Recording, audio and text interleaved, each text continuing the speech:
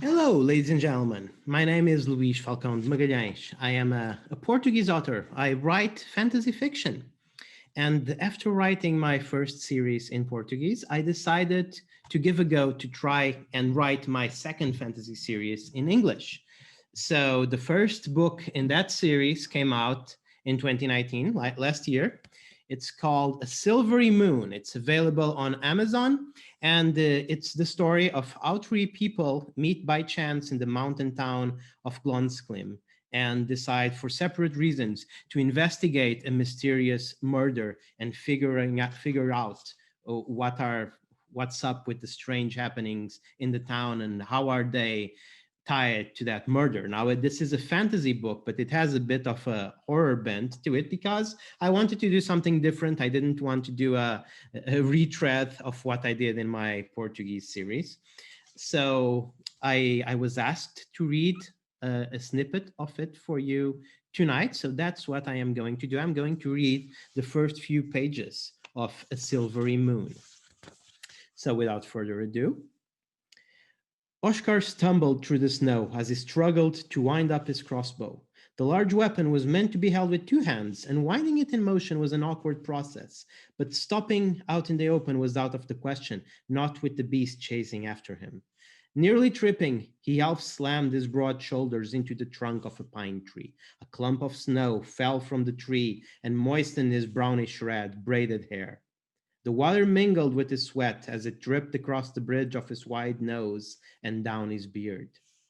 The short, stocky man didn't care about the chilling wind that heralded the coming of a new winter and froze the moisture trickling down his body as he leaned outward to check the woods ahead. A dense fog drifted amidst the trees and conspired with the canopy to keep out the full moon's light. Oscar tried to listen for anything, but there was nothing. No rustle of leaves, no scuttling of critters. Not even the wind dared to play its whistling wail, even as it touched the man's exposed skin with enough force to make him shiver. There was only stillness, cut short every few seconds by the sound of Oscar's ragged breathing and that of his thumping heart. He looked back the way he had come from, no sign of anyone, no sign of anything. His shoulders relaxed. He held in his arms his clockwork crossbow, his own craft, and was ready to fire. He felt some more moisture drip from the tree and hit his neck. It was warmer now. It was warmer. Oscar looked up. He looked into a saliva-dripping mouthful of sharp fangs that coalesced from the fog above him to become very solid. Two eyes glowing with the dead, gray light flashed above the misty mouth as it grinned. The red-haired man kicked against the ground and the tree trunk, launching himself forward, twisting midair to point at the creature. He fired his two-handed crossbow directly at the fog beast. The bolt went flying through the ghostly maw, scattering it and shattering the trunk of the pine tree behind. As Oscar skidded on his back across the snow-covered forest floor, the fog slowly coalesced back into its face-like form. It looked amused. It floated closer.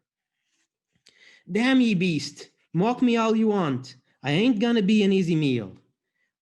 Oscar felt something sharp against his hand, under the snow. He gripped and threw the stone with a shout. This time it hit the creature across the eyes. The mist flowed back into the gap, closing it and reforming the face-like features.